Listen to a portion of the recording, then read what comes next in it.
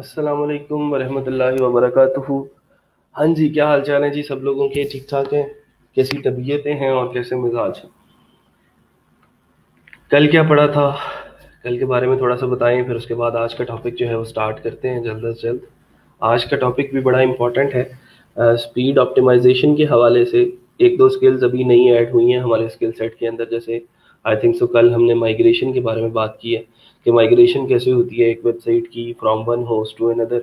और इसके साथ साथ कुछ और चीज़ें थी जो हम मिस कर रहे थे, उसको हमने ई कॉमर्स के हवाले से फोकस किया है। जैसे फेसबुक के ऊपर हमने इसकी ऑडियंस कैसे टारगेट करनी है, और एड क्रिएशन के हवाले से थोड़ी सी बातें जो है वो पढ़ी हैं।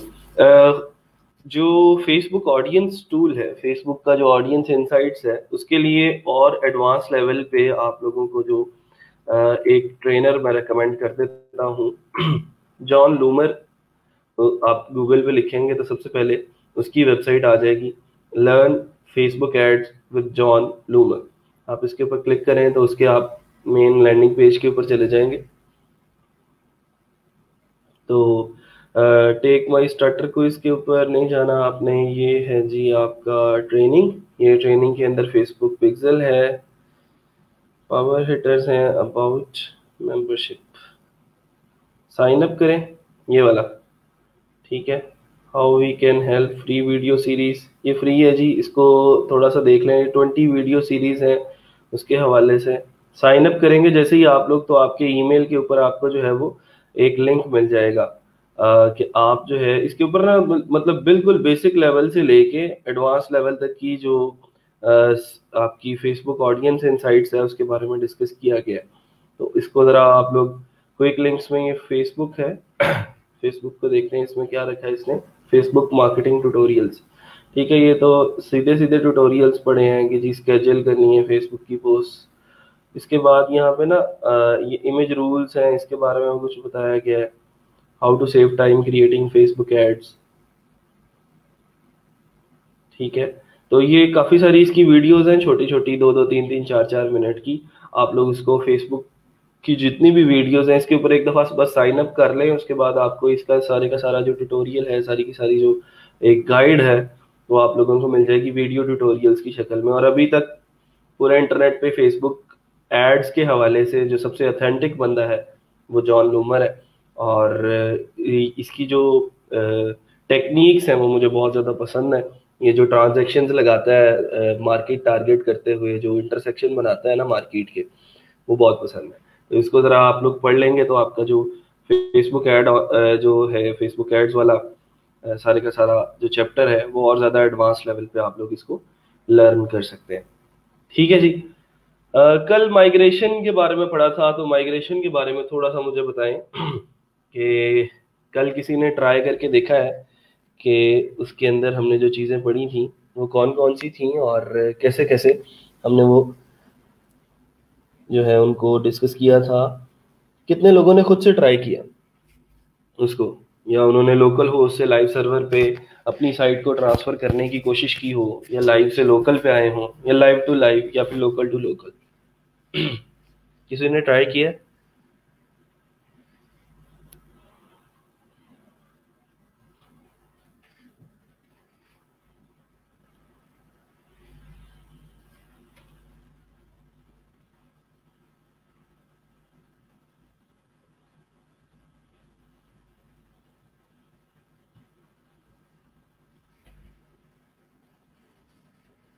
कितने लोग हैं जो ट्राई करके आए हैं, काम करके आए हैं? पहले मुझे ये बताएं, फिर उसके बाद हम अगले लेक्चर की तरफ चलते हैं।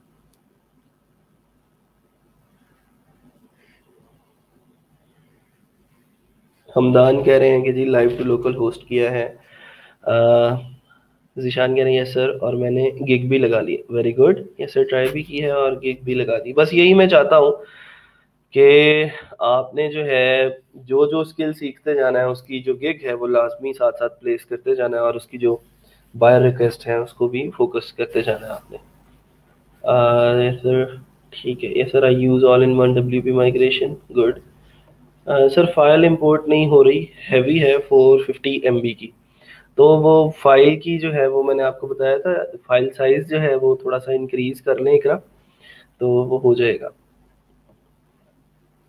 लोकल टू लोकल किया है बिलाल, अब लाइव पे आ जाओ, ये लोकल का दौर नहीं है। अब आपने जब प्रोफेशनली क्लाइंट्स को डील करना है तो आपको लाइव सर्वर यूज करना पड़ेगा, ठीक है, क्योंकि बहुत सारे मसले मसाइल होते हैं जो लाइव के ऊपर आते हैं, और लोकल पे हमें उनके बारे में पता ही नहीं होता, और क्लाइंट हमसे कोई चीज़ पूछ लेता है कि ये करके दिखाओ, तो हमें तो लोकल का पता होता है, फिर लाइव का तो नहीं पता होता। तो वो लोकल होस्ट के ऊपर तो नहीं क्लाइंट आपसे बनवाएगा ना साइट, तो उसके लिए फिर आपको लाइव का थोड़ा बहुत नॉलेज जो है वो लेना पता होना चाहिए कि बग फिक्सेशन कैसे होगी, फाइल साइज जो है वो maximum file upload size increase करना है कहाँ से होगा, एग्जीक्यूशन टाइम इंक्रीज करना है कहाँ से होगा, ठीक है। इस तरह की छोटी छोटी सी चीज़ें होती हैं। एसएसएल इशू करना है आपने, या फिर कोई और प्रॉब्लम आ जाता है जो सी पैनल से, जैसे डेटाबेसेस के अंदर कोई टेबल शेबल क्रिएट करने की बारी आ जाती है, तो ये चीज़ें जो है वो सी पैनल से आप लोग हैंडल कर सकते हैं।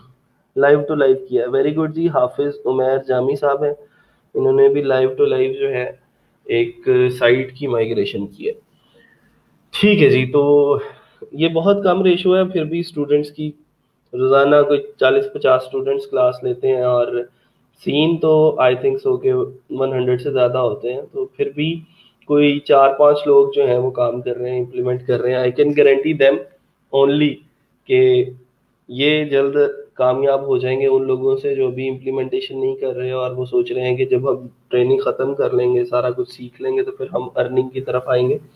ऐसा नहीं होता, आप हमेशा सीखते भी रहते हैं, और उस सीखे हुए हुनर से आप कुछ ना कुछ कमाते भी रहते हैं, ठीक है। तो लर्निंग के साथ साथ ही अर्निंग करनी है। अगर पहले सोचोगे कि बेटा मैं पूरा एक वेब डेवलपर बन जाऊं, पूरा मैं सोशल मीडिया मार्केटर बन जाऊं, डिजिटल मार्केटर बन जाऊं, और फिर मैं इस फील्ड को चूज करूं अपनी जो है वो रोजी रोटी के लिए, तो फिर तब तक उम्र गुजर चुकी होगी, ठीक है।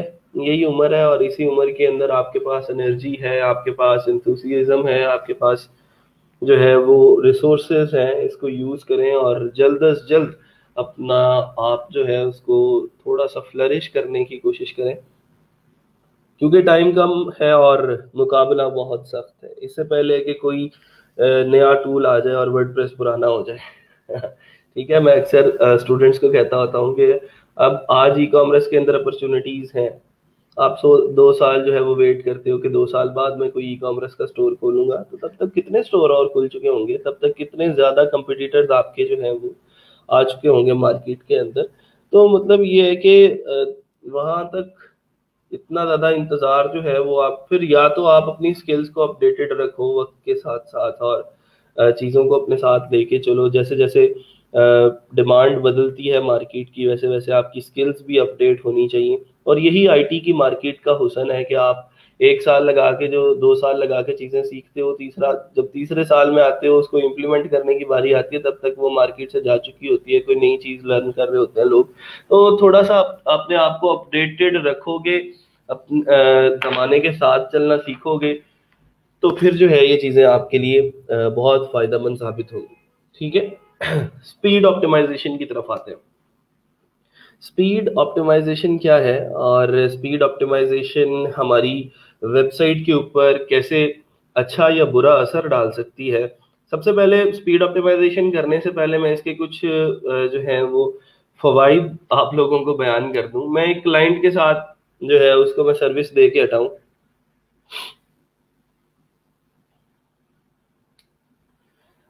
सरिश का कोई कमेंट है, वो कह रही है सर ये कोर्स खत्म होने के बाद भी अगर हमें किसी प्रोजेक्ट में हेल्प चाहिए हो तो क्या हम आपसे हेल्प ले सकते हैं, या जस्ट कोर्स तक गाइड करें। नहीं जी, मैं ऑलवेज अवेलेबल हूँ। मेरे अभी जो पुराने पहले बैच के स्टूडेंट्स हैं वो भी अभी तक उनकी भी कॉल्स आती हैं, अक्सर तो शुक्रिया अदा करने के लिए आती हैं, और कभी कभार वो कहीं फंस जाते हैं जहाँ पे मैं उनको हेल्प कर सकता हूँ अपने नाके इल्म के मुताबिक मैं उनको करता रहता हूँ, ठीक है। तो ऐसा कोई मसला नहीं है कि जी कोर्स खत्म होते ही आप लोगों को मैं बाय बाय कह दूंगा।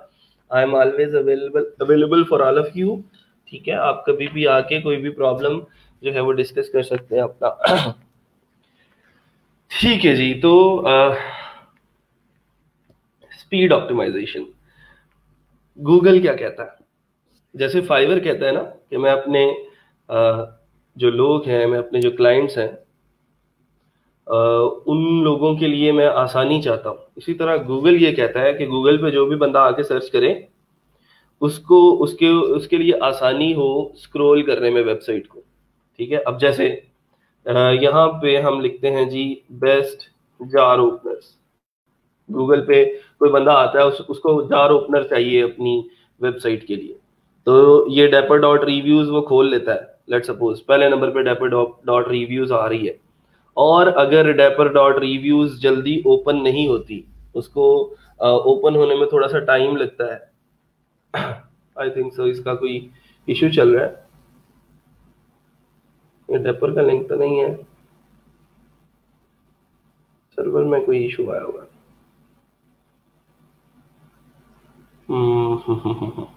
चलें इसको मैं क्लास के बाद देखता हूँ।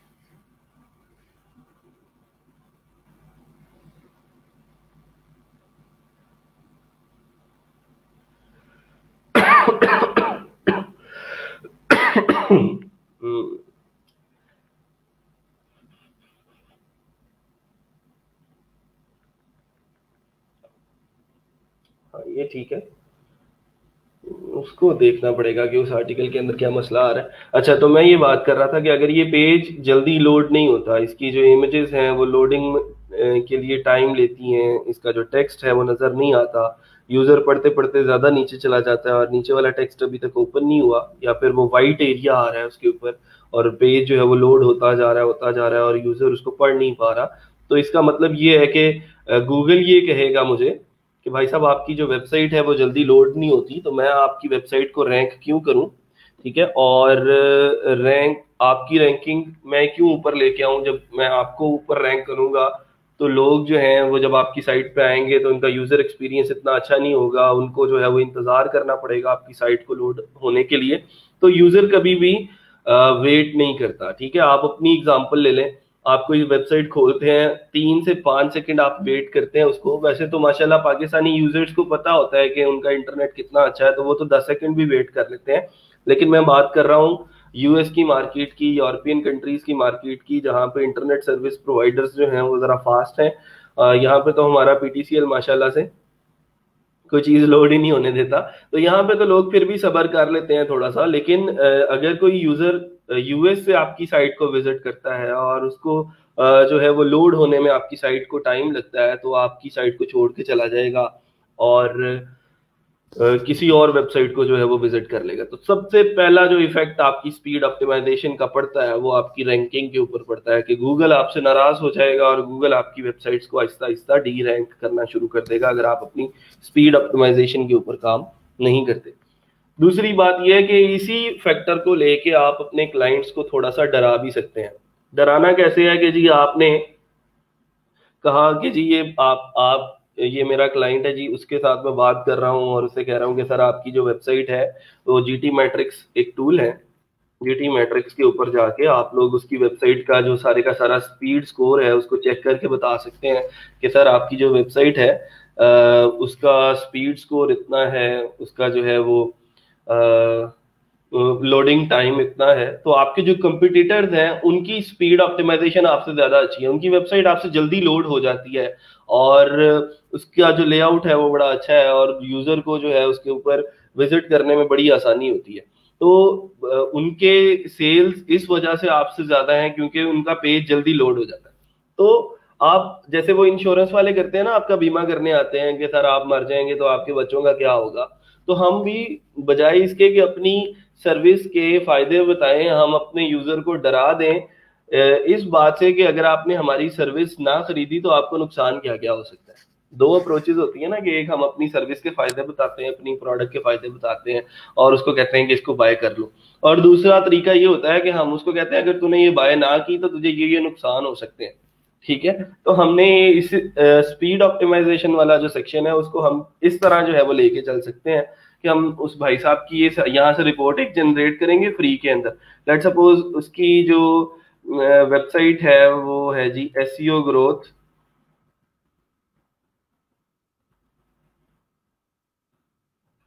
Dot tools.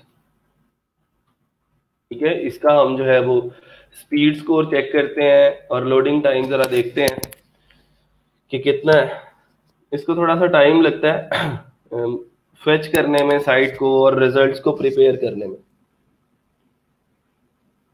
कॉल कहाँ कर सकते हैं? कॉल आप मुझे मैसेंजर पे कर सकते हैं। मैं प्रेफर करता हूँ कॉल को, क्योंकि मैसेज करने में एक तो टाइम ज़्यादा लगता है और दूसरा मुझे वैसे ही टाइप करते हुए जो है वो बहुत ज़्यादा मसला होता है। तो आप लोग कॉल कर सकते हैं मुझे, ठीक है। मैसेज करके बस आप बता दें मुझे कि सर मैं कॉल करना चाहता हूँ, मैं आपको टाइम बता दूंगा कि आप इस टाइम पे कॉल कर लें, तो आप मुझे डायरेक्ट कॉल कर लेंगे तो इट विल बी अप्रिशिएटेड और कम्युनिकेशन भी इजी हो जाएगी और मुझे आपका मसला, आपका प्रॉब्लम समझने में भी आसानी होगी, क्योंकि मैसेज पे आप ठीक से समझा नहीं पा रहे होते। अच्छा जी, यहाँ पे अभी फिलहाल इसका जो पेज स्पीड स्कोर है एसईओ ग्रोथ डॉट टूल्स का, वो फिर भी कुछ बेहतर है, लेकिन एक आइडियल पेज स्पीड स्कोर जो है वो 90% से ज्यादा होता है, ठीक है। 80 प्लस भी ठीक है, अच्छा है, लेकिन 90 प्लस हो तो वो क्लाइंट जो है वो जरा खुश हो जाता है। वाई स्लो स्कोर क्या होता है कि आपका जो है वो आप कह लें कि आपका जो ब्राउजर है आपके पेज को कितनी जल्दी रेंडर करता है और आपका पेज कितना सूटेबली डिजाइंड है कि वो जल्द से जल्द आपका ब्राउजर जो है वो उसको लोड करके यूजर को दिखा दे, ठीक है। और फिर उसके बाद फुल्ली लोडेड टाइम, ये जो सेक्शन है ये बहुत इंपॉर्टेंट है। और एक आइडियल वेबसाइट का जो लोडिंग टाइम है वो लेस देन 3 सेकेंड होना चाहिए, ठीक है। लेस देन 3 सेकेंड्स का मतलब ये है कि ये 4.1 सेकेंड है, ये भी बियरेबल है, अच्छा है, लेकिन ये इससे भी कम होना चाहिए कि 3 सेकेंड के अंदर जो है वो वेबसाइट कंप्लीटली लोड हो जाए और यूजर के सामने उसकी सारी की सारी जो जितने भी उसके सेक्शंस बने हुए हैं वो आ जाए। जीटी मैट्रिक्स की एक अच्छी चीज ये है कि वो यहाँ पे आप लोगों को इसके जो है वो फैक्टर्स बता देता है कि ये जो प्रॉब्लम आ रहे हैं वो किस वजह से आ रहे हैं। ये सर्वर स्केल्ड इमेजेस हैं, कुछ इमेजेस ऐसे हैं जिनको सर्व लेवल पे स्केल किया गया, मतलब आप कह सकते हो कि उनको सीएसएस के जरिए जो है वो कोशिश की गई है कि उसको हम जो है वो उसका साइज जो है वो इंक्रीज या डिक्रीज कर लें। यहाँ से ना आप लोगों को उसके वो जो है वो भी मिल जाएंगे लिंक भी, और आप देख सकते हैं कि वो कौन से इमेजेस हैं जिनको आप थोड़ा सा ज्यादा ऑप्टिमाइज कर सकते हो। ये इमेज है, ठीक है, यहाँ से इसका लिंक मिल जाएगा। ये इमेज लगा हुआ है इस वेबसाइट के ऊपर, तो देखिए उसने सारे का सारा जो है वो आप लोगों को बता दिया कि ये फला फला इमेजेस हैं जिनको आप थोड़ा सा अगर ऑप्टिमाइज कर लो तो आपकी वेबसाइट की जो स्पीड है वो और ज्यादा बेटर हो सकती है, ठीक है। फिर उसके बाद यहाँ पे ऑप्टिमाइज इमेजेस, कौन कौन से इमेजेस हैं जिनको ऑप्टिमाइज करना है, ठीक है। पीएनजी में उनके वर्जन है और ये, ठीक है। तो यहाँ से आप लोग सिर्फ अगर चाहो तो इन्हीं इमेजेस को डाउनलोड करो और इनको कंप्रेस करके अपलोड कर दो, या फिर चाहो तो आप कुछ प्लगइन्स का इस्तेमाल कर सकते हैं और उन प्लगइन्स की मदद से हम किसी भी साइट की जो स्पीड ऑप्टिमाइजेशन है उसको हम हैंडल कर सकते हैं, ठीक है। तो आ जाए जरा हम इसी साइट की तरफ चलते हैं अब, एसईओ ग्रोथ डॉट टूल्स की तरफ, और इसी को जरा और ज्यादा ऑप्टिमाइज करने की कोशिश करते हैं कि इसका जो लोडिंग टाइम है या इसके जो इमेजेस हैं वो हम लोग कैसे कर सकते हैं। अच्छा, फिर उसके बाद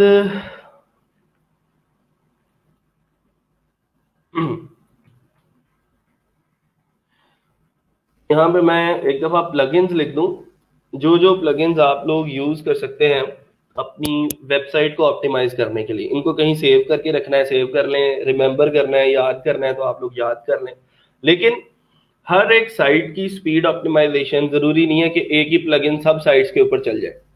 हर एक साइट के अंदर कोई ना कोई नया मसला हो सकता है, कोई नया प्रॉब्लम हो सकता है, नई जगह पे मसला हो सकता है, तो आप लोग इन प्लगइन्स में से कोई भी प्लगइन इस्तेमाल कर सकते हैं और अपनी वेबसाइट की जो स्पीड है उसको ऑप्टिमाइज कर सकते हैं।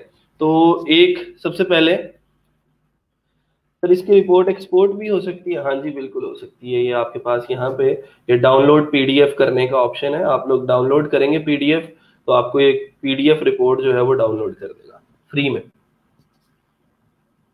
अच्छा, WP, मैं प्लगइन्स की बात कर रहा हूँ, और जो प्लगइन्स आपने स्पीड ऑप्टिमाइजेशन के लिए यूज करने हैं किसी भी वर्डप्रेस वेबसाइट वेब की जो है वर्डप्रेस वेबसाइट की स्पीड ऑप्टिमाइजेशन के लिए। WP फास्टेस्ट कैशे, ये एक प्लगइन है। फ्री वाला वर्जन तो इसका काम करता ही करता है, लेकिन इसका जो प्रीमियम वर्जन है WP फास्टेस्ट कैशे प्लगइन का, वो बहुत जो है वो काफ़ी हद तक जो सारे के सारे प्रॉब्लम्स हैं उसके वो रिजॉल्व कर देता है। मैं अगर यहाँ पे WP फास्टेस्ट कैशे,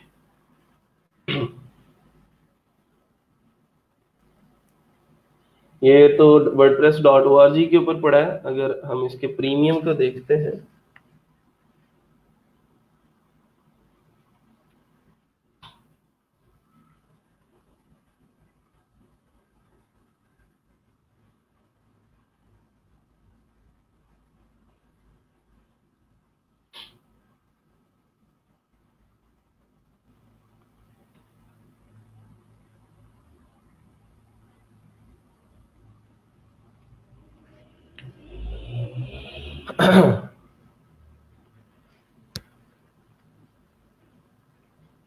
ये एक और प्लगइन है WP रॉकेट के नाम से। तो इन्होंने इसको कंपेयर किया हुआ है कि इनका अगर कंपैरिजन करें तो किस में क्या चीज़ें अच्छी हैं और किस में क्या चीज़ें जो है वो अच्छी नहीं है।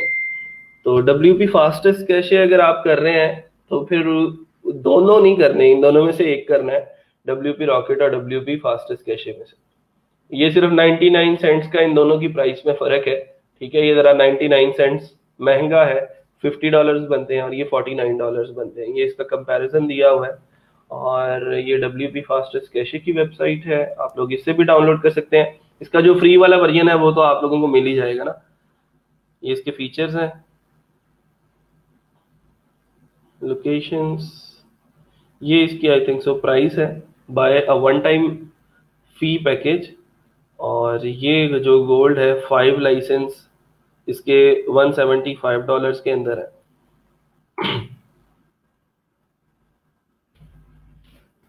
WP फास्टेस्ट कैशे एक तो है फ्री वाला और दूसरा है प्रीमियम। ये जो प्रीमियम WP फास्टेस्ट कैशे है, ये मैं आप लोगों को एज अ गिफ्ट जो है वो दे दूंगा। आप लोग अपनी वेबसाइट्स की ऑप्टिमाइजेशन इसके जरिए कर सकते हैं, आप लोग अपने क्लाइंट्स को ये एज अ गिफ्ट दे सकते हैं, या फिर उनको एज अ अगर उनको आपने सेल करना है तो ये भी आप उसको दे सकते हैं। फिर उसके बाद है एक W3 टोटल कैशे के नाम से।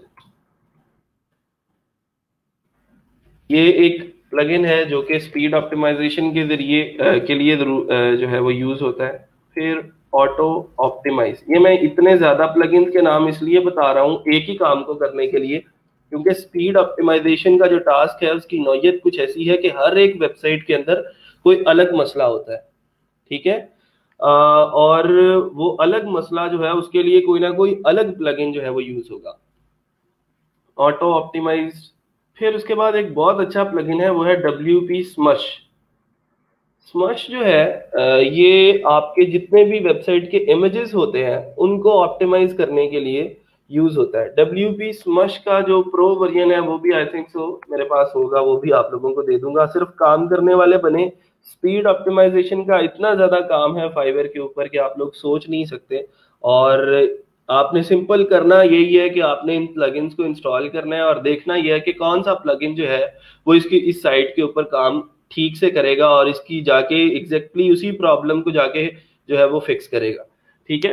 WP स्मश प्रो हो गया। फिर उसके बाद एक प्लगइन है इमेजिफाई के नाम से, एक प्लगइन है ऑप्टीमोल।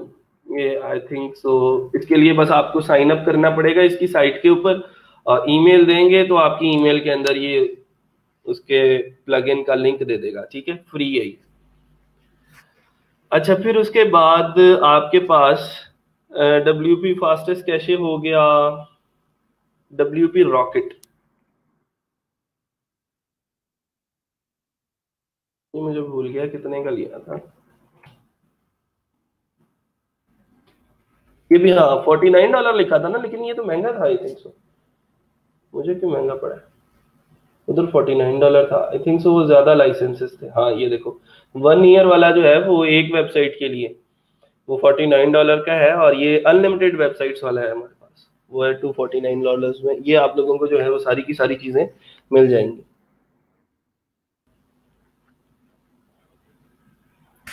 सर आपने जो हमें पेड प्लगइन देने हैं वो नल्ड तो नहीं होंगे इससे?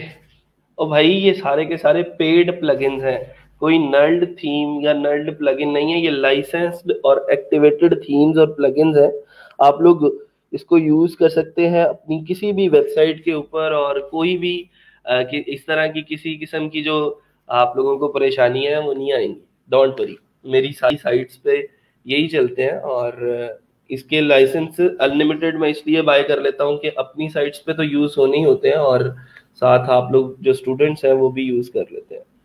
ठीक है, तो ये नल्ड नहीं है, नल्ड आपको मिलेंगे भी नहीं, और मैं भी रिकमेंड नहीं करता कि आप लोग नल्ड थीम्स या फिर नल्ड प्लगइन्स यूज करें। ठीक है, कोई भी चीज है बाय करके यूज करेंगे तो उसका अपना मजा आएगा, और आपकी साइट की जो ऑप्टिमाइजेशन है वो भी उससे ही बेहतर होगी। अच्छा, फिर उसके बाद हमारे पास ऑप्टिमोल है, ये आई थिंक सो ऑप्टिमल नहीं है, WP रॉकेट हो गया, और कुछ प्लगइन्स हैं, जैसे जैसे मुझे उनके नाम याद आते जाएंगे वो मैं आप लोगों को बताता जाऊंगा।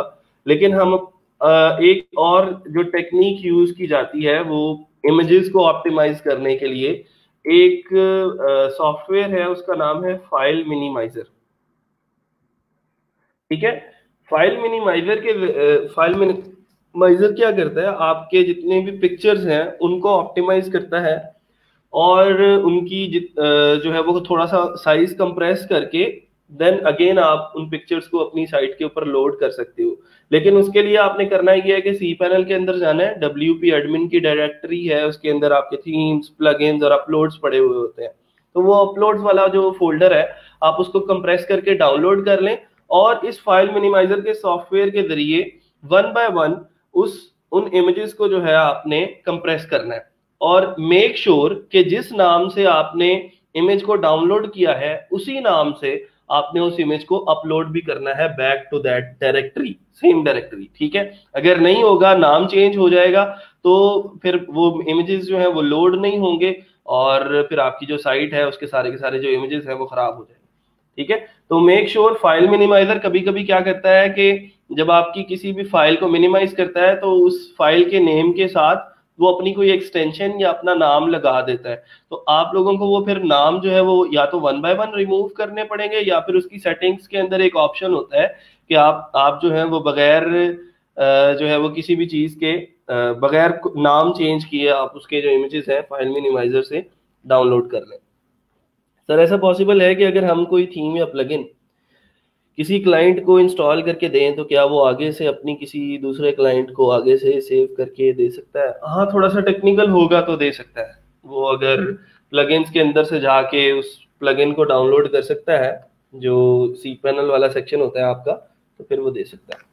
अच्छा, बहरहाल तो फाइल मिनिमाइजर का ये सॉफ्टवेयर है, ये प्लगइन नहीं है। ये फाइल मिनिमाइजर का प्लगइन ना ढूंढते रहना आप। फाइल मिनिमाइजर का एक सॉफ्टवेयर है, वो फाइल हिप्पो से डाउनलोड कर सकते हैं आप। फाइल हिप्पो एक वेबसाइट का नाम है जहाँ से आप लोग सॉफ्टवेयर वगैरह जो है वो डाउनलोड कर सकते हैं अपने कंप्यूटर के लिए। तो उससे आप फाइल मिनिमाइजर को डाउनलोड करके उसके जरिए आप लोग किसी एक इमेज को पहले ऑप्टिमाइज करके देखें कि वो उसका नाम तो चेंज नहीं करता, और अगर नाम चेंज कर रहा है तो आप उसको थोड़ी सी सेटिंग्स देखें कि आप किस तरह उसका जो है वो बगैर नाम चेंज किए फाइल मिनिमाइजर के को जो है वो यूज कर सकते हैं। तो साइट की तरफ चलते हैं। हमारी साइट का नाम था क्रैक्स किंग, नहीं, एसईओ ग्रोथ।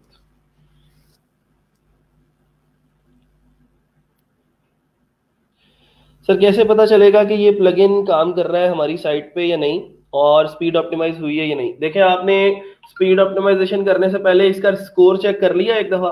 अब जैसे ही जो है वो आप कोई प्लगइन इंस्टॉल करते हैं और उसके जरिए अपनी साइट को ऑप्टिमाइज कर लेते हैं, तो दोबारा से आके आप इसका रीटेस्ट कर लें। जब रीटेस्ट करेंगे तो इसकी जो स्कोर है अगर इंप्रूव होता है, इसका मतलब उस प्लगइन ने काम किया है आपकी साइट के ऊपर। ठीक है, साइट थी हमारी एसईओ ग्रोथ। इसके ऊपर मैं प्लगइन्स के अंदर जा रहा हूं और ऐड न्यू कर रहे हैं हम।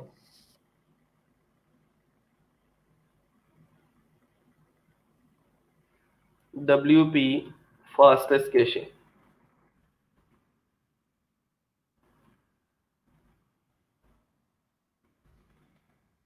ठीक है। अच्छा, ये ऑलरेडी एडिट है, मैं इसको अपडेट कर रहा हूँ। आई डोंट नो कि इसका प्रीमियम इसके ऊपर मैंने किया है या नहीं, वो चेक कर लेते हैं, और साथ ही इसका जो प्रीमियम वर्जन है वो भी इंस्टॉल कर लेते हैं।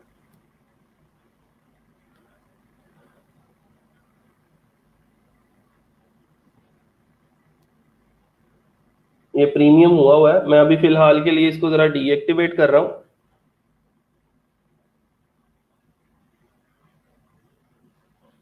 और ये है हमारा WP फास्टेस्ट कैशे, उसको भी हम कर रहे हैं डीएक्टिवेट।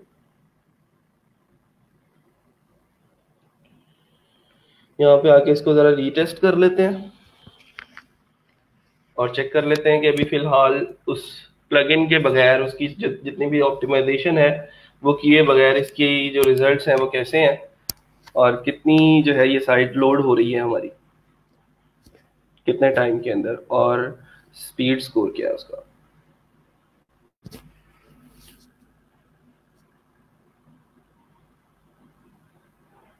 ये देखें जी 58% है, ठीक है। 58% इसका स्कोर है, और 70% इसका वाइसलो स्कोर है, और 4.2 इसका जो है वो फुली लोडेड टाइम है, और इसका टोटल पेज साइज जो है वो है 1.20 MB। ट्राई करेंगे ये MBs की बजाय KBs में कोई डिजिट यहाँ पे आ रहा हो। Sir, does the size of the WP media library slows individual load time? जी हाँ, बिल्कुल। आपका जो इमेजेस हैं, जितने ज्यादा हैवी किस्म के इमेजेस यूज करोगे ना, वो उतना ज्यादा फिर आपकी स्पीड को जो है वो हिट करेंगे। तो उससे बचने के लिए आप जो है वो कोशिश करो कि पहली तो कोशिश यही होनी चाहिए कि जब आप इमेज अपलोड करते हो कोई साइट के ऊपर, तो वो पहले से ऑप्टिमाइज करके अपलोड करो, ठीक है। लेकिन अगर आपने अपलोड कर दिए हैं तो फिर उसके बाद हमारे पास ये स्पीड ऑप्टिमाइजेशन का वे है, जिसको आज हम पढ़ेंगे। जिसमें अभी हमने एक साइट देखी है, उसका जो पेज स्पीड स्कोर है वो है 58%, जो कि 90% या कम से कम 80% से अबव होना चाहिए, और वॉइस लो स्कोर जो है वो है 70%, ठीक है। तो मैं अब वो जो प्लगइन्स हैं हमारे अपने WP fastest cache premium, sorry WP fastest cache, उसको मैं एक्टिवेट कर रहा हूँ पहले, जो फ्री वाला वर्जन है हमारा इसका। और ये हमारे पास यहाँ पे एक इसका सेक्शन बन जाएगा WP फास्टेस्ट कैशे का। मैं इसके ऊपर क्लिक करता हूँ। तो अभी ये देखें, मैं यहाँ से मुझे जो है वो ये 1 बाय 1 ये सारी की सारी चीजें चेक करनी पड़ती हैं, लेकिन कुछ चीजें ऐसी हैं जो यहाँ पे चेक नहीं कर पा रहा मैं। जैसे create cache for mobile theme, ठीक है, reduce the number of SSL queries, more powerful minify HTML, ये वो सारे के सारे आप कह लें कि ऑप्टिमाइजेशन के फैक्टर्स हैं, उनको हम चेक करके यहाँ से सबमिट करेंगे और देन ऑप्टिमाइज कर देंगे, ठीक है।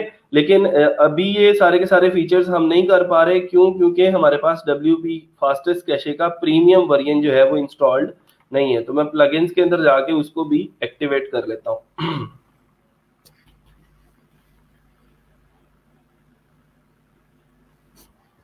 और ये जी मैंने WP फास्टेस्ट कैशे का प्रीमियम जो है उसको मैंने एक्टिवेट कर दिया।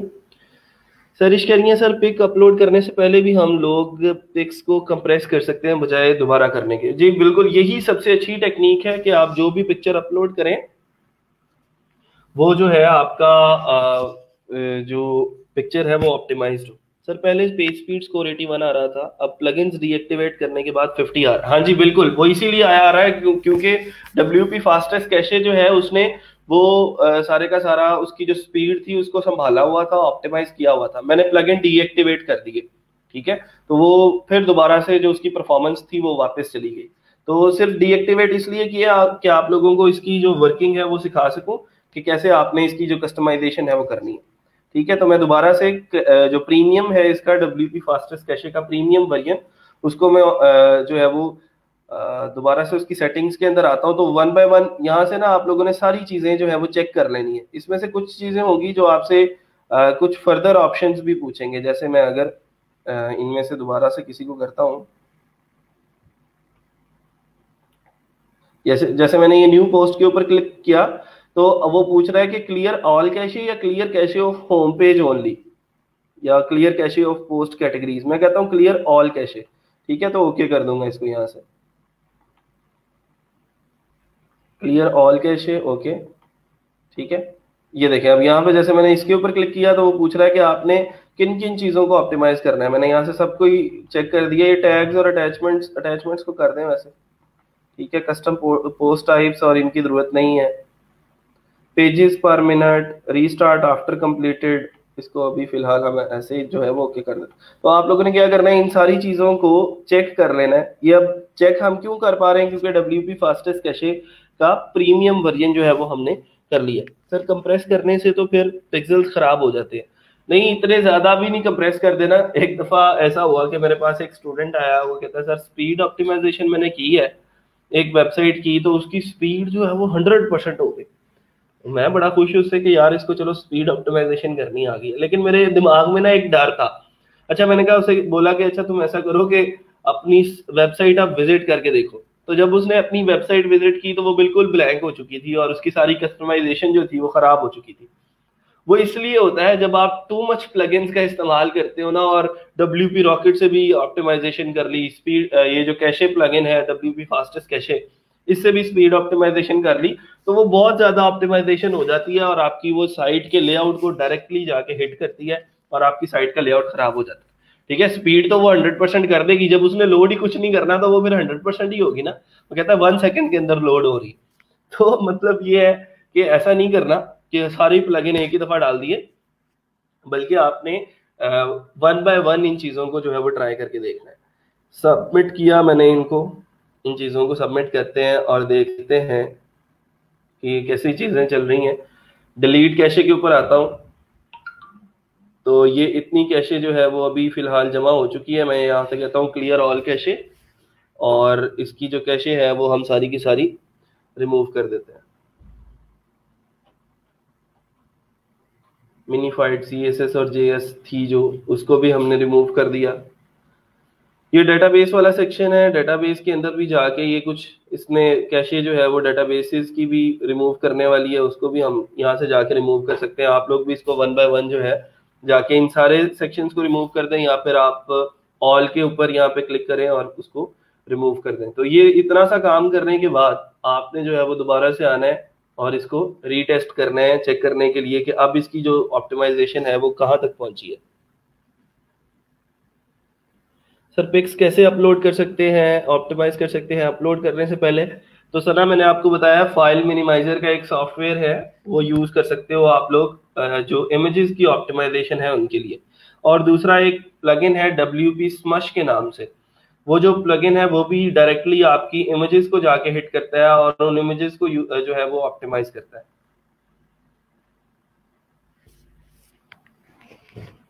ठीक है जी, ये देखें अब इतना सा काम किया है हमने। सिंपल एक प्लगइन इंस्टॉल करके उसका जो है वो कुछ कस्टमाइजेशन की है, तो उसने हमारा जो पेज स्पीड स्कोर है वो 81% कर दिया है। वाई स्लो स्कोर 86% हो गया है, जो कि पहले आई थिंक 70% था।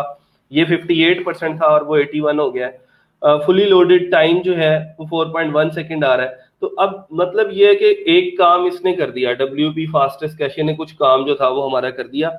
और अब इसके बाद अगर क्लाइंट जो है वो और ज्यादा ऑप्टिमाइजेशन चाह रहा है, तो फिर हमने ये देखना है कि वो अब जैसे ऑप्टिमाइज इमेजेस की बात कर रहा है कि ये फला फला इमेजेस हैं, इनको ऑप्टिमाइज करो, तो उन इमेजेस को हम यहाँ से देखेंगे कि ये कौन कौन से इमेजेस हैं और उनको डाउनलोड कर लेंगे।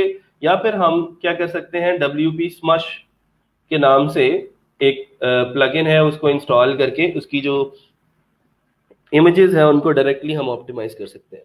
उसका भी प्रो वर्जन है, वो मैं आपको प्रोवाइड कर देता हूँ। मुझे लेक्चर के बाद याद करवा दीजिए, काफ़ी चीज़ें इकट्ठी हो गई हैं जो आप लोगों को देने वाली हैं, वो मैं दे देता हूँ। हाँ सर, प्लगइन एक्टिवेट करने से साइट की लुक तो नहीं खराब हो जाएगी? वही मैं बात कर रहा हूँ कि ज़्यादा प्लगइन्स भी नहीं आपने कर लेने कि जी सारे प्लगइन्स यूज़ करके देख लिए एक ही बार में। साथ साथ चेक भी करते रहना है कि आपकी जो साइट है उसकी जो लेआउट है वो तो नहीं खराब हो गया, कि हमने अभी इतनी सारी जो चीज़ें थी जिनके ऊपर टिक किया 1 बाय 1, तो उनको हमने टिक करने के बाद चेक कर लेना है कि हमारी जो साइट की लुक है वो उसके अंदर कोई मसला तो नहीं आया। ठीक है, तो साइट की लुक अगर ठीक है तो इसका मतलब ये है कि आपकी ऑप्टिमाइजेशन हो चुकी है। सर एक साइट में कितने प्लगइन इंस्टॉल कर सकते हैं? कोशिश करें कि गैर ज़रूरी प्लगइन्स इंस्टॉल ना करें। गैर ज़रूरी प्लगइन्स का मतलब ये होता है कि जो प्लगइन आपका ज़्यादा काम नहीं कर रहा और उसकी मदद से कोई ज़्यादा फायदा नहीं हो रहा साइट को, तो वो प्लगइन आपकी साइट के अंदर नहीं होना चाहिए, डीएक्टिवेटेड फॉर्म के अंदर भी नहीं होना चाहिए, आप उसको डिलीट कर दें, क्योंकि जितने ज्यादा प्लगइन्स होंगे वो भी डायरेक्टली आपकी जो स्पीड ऑप्टिमाइजेशन है उसको जाके ये हिट करेगा।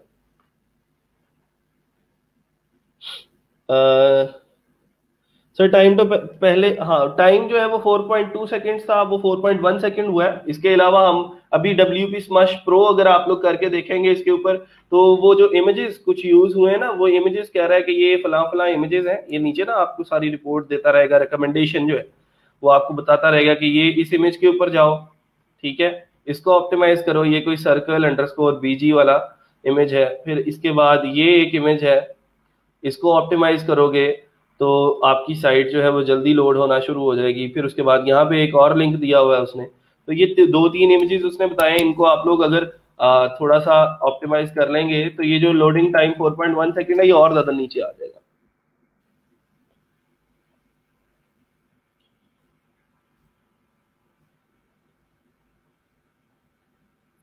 स्पीड ऑप्टिमाइज करने के बाद प्लगइन डिलीट कर सकते हैं? नहीं जी, ये जो प्लगइन स्पीड ऑप्टिमाइजेशन वाले हैं ये आपने डिलीट नहीं करने, क्योंकि इन प्लगइन्स ने आपकी स्पीड ऑप्टिमाइजेशन को संभाला होता है। जैसे मैंने आपको पहले करके दिखाया कि WP फास्टेस्ट कैशे को मैंने जैसे ही डीएक्टिवेट किया तो इसकी ये जो पेज स्पीड स्कोर था ये 58% पे चला गया, ठीक है। तो जो स्पीड वाले हैं प्लगइन्स उनको आपने डिलीट नहीं करना। जैसे वो माइग्रेशन वाला मैंने आपको बताया था ना कि माइग्रेशन करने के बाद जैसे ही आपको वो फाइल मिल जाती है उसकी बैकअप फाइल, तो आप all in one WP migration को रिमूव कर सकते हैं, क्योंकि वहां पे उसका काम खत्म हो गया। उसका काम इतना ही था कि उसने हमें फाइल देनी थी, ठीक है, वो फाइल हमें उसने पकड़ा दी, हमने दूसरे वाले सर्वर के ऊपर जो है वो देख ली, जाके उसको अपलोड कर दिया। सर साइट की लुक को आपने कैसे चेक किया जिससे ये शो हुआ कि लुक्स गुड?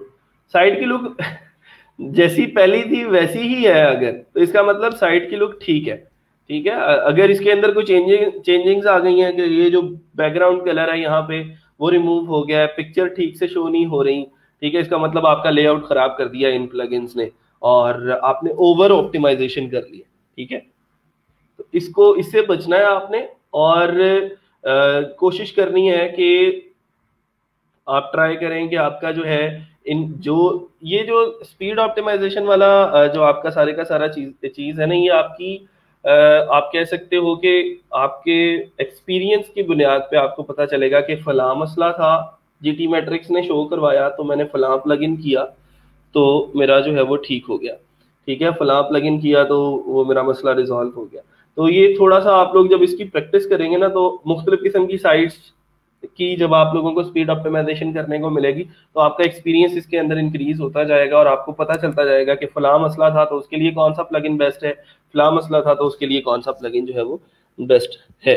ओवर हो जाए तो अनडू नहीं हो सकती है, सिंपल आप प्लगइन को जाके डीएक्टिवेट करें तो आपकी साइट का लेआउट दोबारा अपनी असली हालत में वापस आ जाएगा। सर स्पीड का होस्टिंग से लिंक होता है? होस्टिंग से लिंक होता है कुछ हद तक, क्योंकि सर्वर कितनी जल्दी आपको रिस्पॉन्ड करता है, लेकिन उसके बाद जो मेन प्रॉब्लम आप लोग क्रिएट करते हैं अपनी साइट के साथ वो ये होती है कि आप कितना जो है वो आप कह सकते हो कि कितना ज्यादा कंटेंट आपने अपलोड किया और वो कंटेंट जो अपलोड किया है वो ऑप्टिमाइज्ड है या नहीं, ठीक है। सर अगर खराब हो जाए तो क्या किया जाए? वही मैंने जैसे ये राना तौसीफ साहब का भी सवाल था कि खराब हो जाए तो फिर क्या किया जाए, तो जिस प्लगइन की वजह से खराब हुई है उसको जाके डीएक्टिवेट कर दो बस, तो वो वेबसाइट दोबारा से अपनी असली हालत में आ जाएगी, ठीक है जी।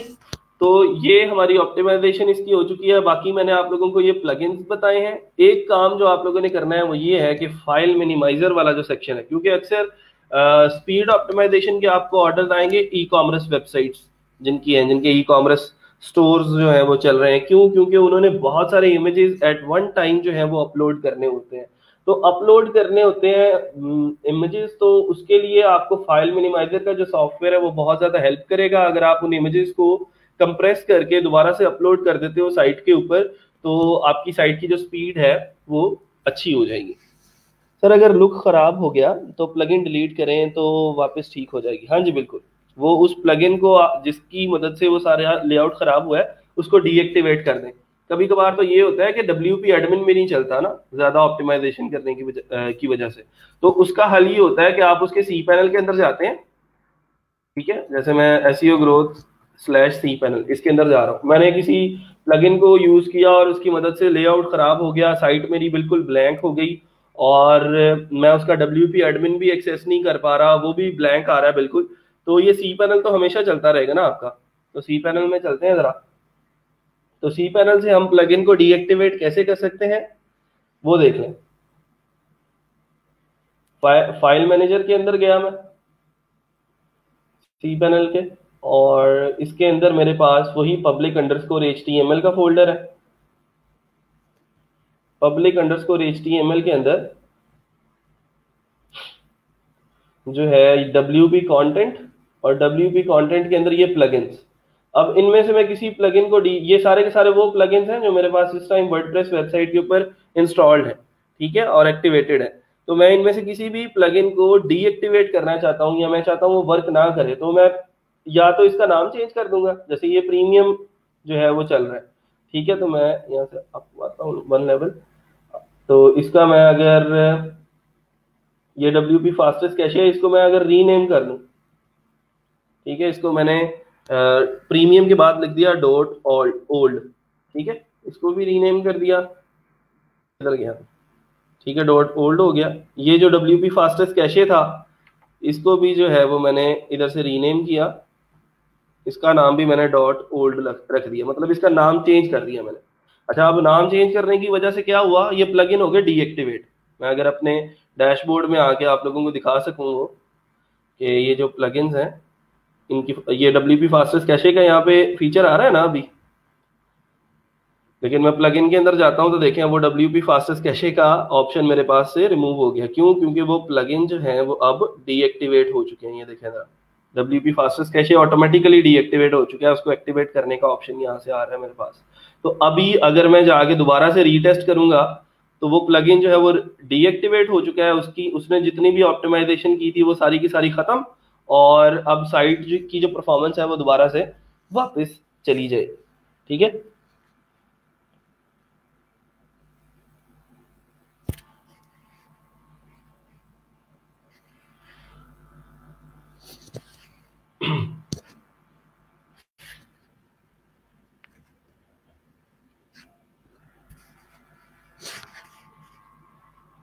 %80 और 85% नहीं, रीटेस्ट करो इसको। आई थिंक सो पुराना ही उठा लिया इसने, और उसका टाइम भी कम हो गया है। अच्छा जी, ये अकरम आरिफीन है, वो कह रही है सर आपने कौन सी वेबसाइट बताई थी जिसकी वजह से हम ऑप्टिमाइजेशन के प्लगइन लेने और चेक करने हैं? ऐसी तो मैंने कोई भी साइट नहीं बताई। मैंने ये बताया था आपको कि ये जो GT मैट्रिक्स का टूल है, ये GT मैट्रिक्स का जो टूल है ये आपको आपकी वेबसाइट की जो सारी की सारी परफॉर्मेंस है ये बताएगा कि आपकी वेबसाइट इस टाइम कितने टाइम के अंदर लोड हो रही है और कैसे लोड हो रही है, कितना ज़्यादा जो है वो इसके ऊपर जो है वो लोडिंग टाइम इसका कितना है। और तो दोबारा से अगर मैं एक्टिवेट करता हूँ तो प्लगइन तो मैंने आप लोगों को बताए हैं कि ये फला प्लगइन्स हैं जिनकी मदद से आप लोग ऑप्टिमाइजेशन कर सकते हैं। सर इस तरह तो हर पिक जो अपलोड हुई है उसकी करनी पड़ेगी, ऐसा कोई प्लगइन नहीं है जिससे खुद ब खुद पिक ऑप्टिमाइज हो अपलोड के बाद? क्योंकि क्लाइंट एक बार करवाएगा, उसके बाद अगर वो न्यू पिक्स अपलोड करता है तो वो कैसे होगा? सैरिश, मैंने आपको ये प्लगइन बताया ना WP स्मश के नाम से, तो ये ऑटोमेटिकली पिक्चर्स, जितनी भी आपकी नई नई पिक्चर्स आप लोग अपलोड करते रहते हो तो ये उन पिक्चर्स को जाके खुद ब खुद देखता रहता है और उनको ऑप्टिमाइज करता रहता है, ठीक है। इसको मैं जरा रिफ्रेश कर लूं, और एक और चीज आप लोगों को बता देता हूं जो हम अभी डिस्कस कर रहे थे। पब्लिक HTML में जाते हैं, WP कंटेंट, और ये हमारे पास प्लगइन्स हैं।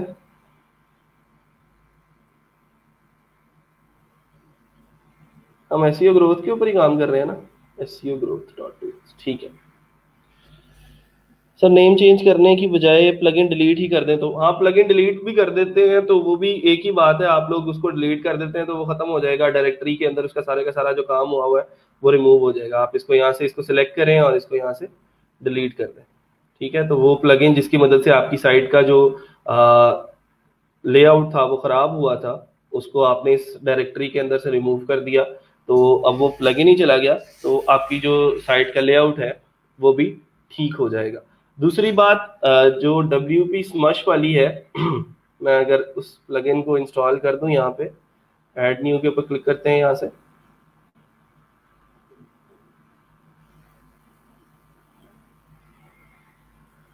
स्मश लिखा है यहाँ पे, smush compress optimize and lazy load images, तो इसको इंस्टॉल कर रहा हूं। तो ये ऑटोमेटिकली डिटेक्ट करेगा कि आपकी वेबसाइट के अंदर कितने इमेजेस हैं और कितने इमेजेस को ऑप्टिमाइजेशन की जरूरत है, कंप्रेस करने की जरूरत है, और उनको कंप्रेस करेगा। एक्टिवेट किया इसको,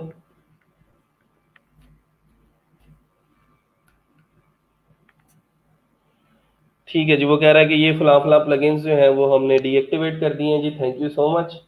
हमने खुद ही डिलीट किया उनको। ये हमारे पास स्मश जो है वो इंस्टॉल हो चुका है, ठीक है। अब और वो WP फास्टेस्ट कैशे जो है वो नजर नहीं आ रहा, तो अभी स्मश के अंदर चलते हैं और इसकी सेटिंग्स देखते हैं कि कैसे कर सकते हैं।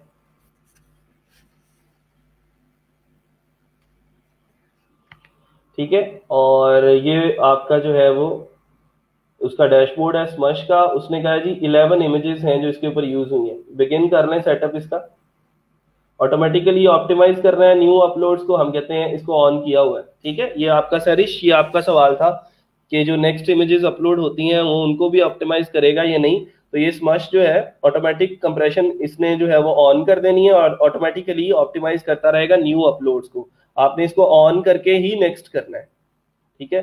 Strip my image meta data, enable lazy loading, allow usage data tracking, उसकी जरूरत नहीं है। फिनिश कर दें सेटअप विजिट को और आ जाए जरा हम। अब उसने ऑटोमेटिकली इमेजेस को चेक करना शुरू कर दिया है। वो कहता है जी 11 इमेजेस ऐसे हैं जो कि दैट नीड स्मशिंग, तो हम क्या करेंगे, उसे कहेंगे कि बल्क स्मश नाउ, और उनको आप स्मश करना शुरू कर दो। ये फ्री वाला जो है वो 50 इमेजेस एट वन टाइम जो है वो ऑप्टिमाइज करता है। जो स्मश प्रो है वो मैं आप लोगों को दे दूंगा, फिर उसे आप unlimited images at one time जो है वो ऑप्टिमाइज कर सकते हो। ये इमेजेस को ऑप्टिमाइज करता जा रहा है वन बाय वन। तो WP स्मश की मदद से हमने इमेजेस ऑप्टिमाइज कर ली है, और WP फास्टेस्ट कैशे का जो प्लगइन है उसकी मदद से आप लोग साइट की जो सारी की सारी कस्टमाइज ऑप्टिमाइजेशन है उसको हैंडल कर सकते हैं। सर एक क्वेश्चन है कि डायरेक्टरी में सेव वर्डप्रेस के प्लगइन सी पैनल में कहाँ होते हैं और क्या डायरेक्टरी का सी पैनल अलहदा होगा? हाँ जी, आपने कोई प्लगइन डायरेक्टरी के अंदर अगर किसी डायरेक्टरी के अंदर वर्डप्रेस अलहदा से इंस्टॉल किया है तो ये फाइल मैनेजर है आपका, और यहाँ पे फाइल मैनेजर को जरा लोड हो लेने दें। तो यहाँ पे आपकी एक डायरेक्टरी जो है वो बन जाएगी। ये पब्लिक HTML के अंदर जाता हूँ मैं जरा, तो यहाँ पे ऑलरेडी तो मैंने कोई डायरेक्टरी क्रिएट नहीं की हुई। पब्लिक HTML के अलावा यहाँ पे इस स्टेप के ऊपर आपको एक डायरेक्टरी जो है वो मिल जाएगी। लेट सपोज हम एक बना लेते हैं, क्रिएट कर लेते हैं ना। मैं यहाँ पे जा रहा हूँ एक वर्डप्रेस के अंदर एक और वर्डप्रेस इंस्टॉल करने इस सी पैनल पे, तो देखते हैं कि वो कहाँ पे, उसकी जो सारी की सारी फाइल्स हैं वो हमें कहाँ पे मिलेंगी। इंस्टॉल नाउ, तो ये एक डायरेक्टरी क्रिएट कर लेते हैं WP के नाम की ही, जो ऑलरेडी यहाँ पे क्रिएटेड होती है, यहाँ पे seogrowth.tool/wp, ठीक है। उसके अंदर हमने ये वर्डप्रेस इंस्टॉल करना है, उसका ये फला फला पासवर्ड रखना है हमने उस वर्डप्रेस का। जैसे कोई भी पासवर्ड अगर मैं इसको दे देता हूँ, ये इसके अंदर प्लग इन करना है और ये इसको मैंने यहाँ से इंस्टॉल करना है। अच्छा जी, ये इंस्टॉलेशन हो रही है, और जैसे ये इसकी इंस्टॉलेशन हो जाएगी तो ऑटोमेटिकली हमारा जो है वो एक डायरेक्टरी यहाँ पे हमारे सी पैनल के अंदर क्रिएट हो जाएगी। मैं इस सी पैनल को आके दोबारा से रिफ्रेश करता हूँ, तो WP के नाम की एक डायरेक्टरी यहाँ पे होनी चाहिए जिसको हम लोग जाके देन चेक कर सकते हैं, और उसकी जितनी भी चीज़ें हैं उसको हम लोग खुद से हैंडल कर सकते हैं। पब्लिक HTML के अंदर चलते हैं जो कि हमारी रूट डायरेक्टरी है, और रूट डायरेक्टरी के अंदर ये देखें जी, अब हमारे पास एक WP की डायरेक्टरी जो है वो क्रिएट हो चुकी है। इसके अंदर सेम वैसी ही फाइलें पड़ी हैं जैसी वर्डप्रेस की फाइलें होती हैं। इसके अंदर भी WP कंटेंट की एक फाइल है जिसके अंदर ये प्लगइन्स, थीम्स, थीम्स वही जो बेसिक थीम्स होते हैं 2019, 2017, 2020, ये आप लोगों को यहाँ पे मिल जाएंगे। ये आपके प्लगइन्स हैं, क्लासिक एडिटर का प्लगइन हमने अभी किया था, वो आप लोगों को यहाँ पे मिल जाएगा। ठीक है, तो सी पैनल के जरिए आप लोग ईच एंड एवरीथिंग जो है वो हैंडल कर सकते हो। सर इसका मतलब उसका WP एडमिन भी अलग से लॉग इन करेंगे? बिल्कुल ऐसे ही है। ये देखें आपके पास, अब इसका जो WP एडमिन है उसका लिंक देखें। पहले तो हम SEOgrowth.tools के फौरन बाद WP एडमिन लिख देते थे ना, अब हमें इस साइट को ही विजिट करने के लिए SEOgrowth.tools/WP लिखना पड़ता है। तो इसका WP एडमिन इसके बाद शुरू होगा, WP के फौरन बाद हम लिखेंगे WP-admin। तो फिर हम इसके WP-admin के अंदर जाके वो यूजर नेम और लॉगिन देंगे, पासवर्ड देंगे जो हमने इसको क्रिएट करते हुए दिया था। सर एड ऑन डोमेन्स का भी बता दो।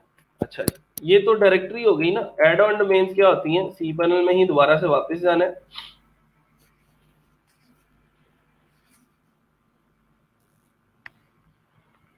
तो मेरे पास यहाँ पे एक सेक्शन है ये डोमेन्स का, और इसके अंदर ये एक ऑप्शन है एड ऑन डोमेन्स का। मैं इसके ऊपर क्लिक कर रहा हूँ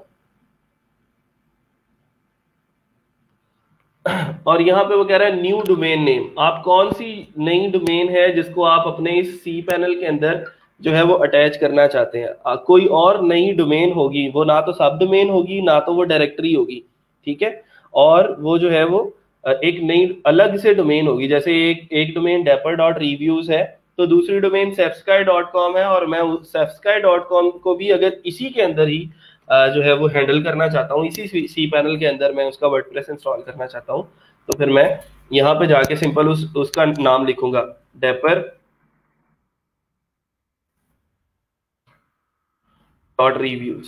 ठीक है, जैसे ही dapper.reviews लिख के मैं एंटर करूंगा तो यहाँ से मैं इसको ऐड डोमेन करूंगा, तो मैं यहाँ से इस सी पैनल के अंदर मेरी वो जो dapper.reviews है वो ऐड हो जाएगी, और मैं उस dapper.reviews को इस सी पैनल के जरिए देन उसके ऊपर वर्डप्रेस इंस्टॉल कर सकता हूँ। उसके ऊपर मैं उसकी फाइल मैनेजर की डायरेक्टरी को देख सकता हूँ, उसकी डेटाबेसेस को देख सकता हूँ। इतना सा काम है सिंपल।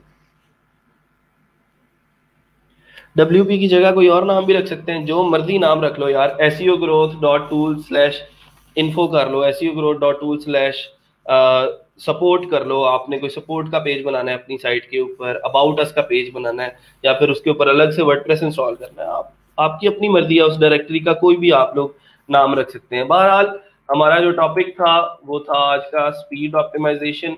स्पीड ऑप्टिमाइजेशन को मैं दोबारा से एक दफा रिपीट कर रहा हूँ। WP fastest cache, the most important plugin for your website की ऑप्टिमाइजेशन के लिए।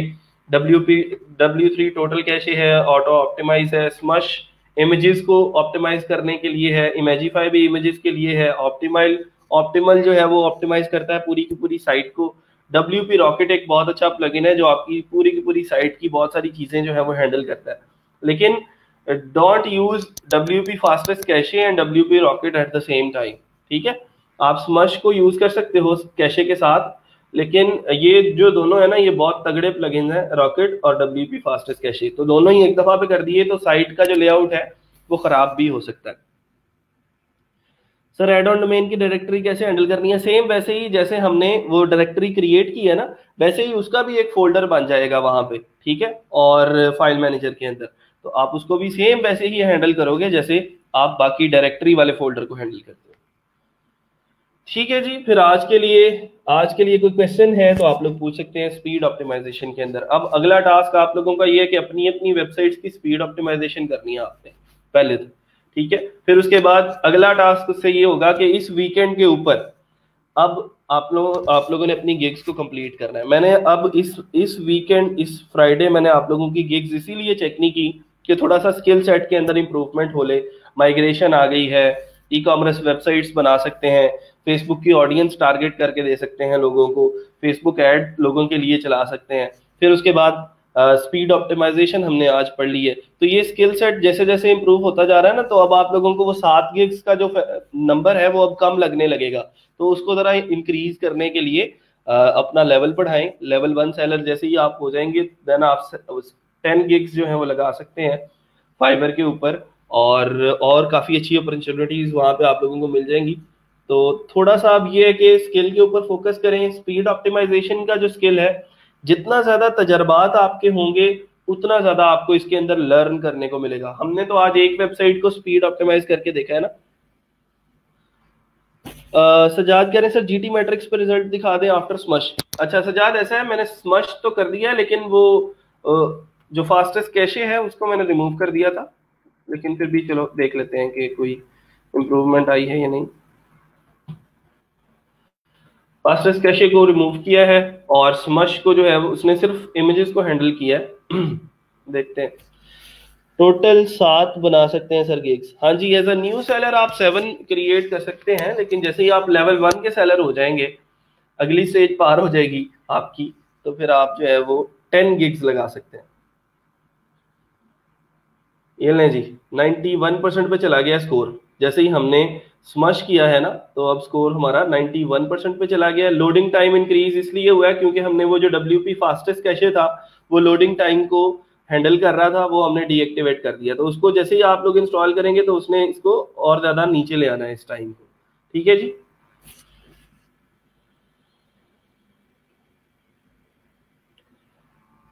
लें जी, फिर आज के लिए अगर कोई किसी का क्वेश्चन नहीं है तो फिर आज इस टॉपिक को यहीं पे क्लोज करते हैं। अगला काम अब आपका है, आपने अपनी प्रैक्टिस जो है उसको कंप्लीट करना है, अपनी अपनी साइट्स की जो ऑप्टिमाइजेशन है उसको देखें।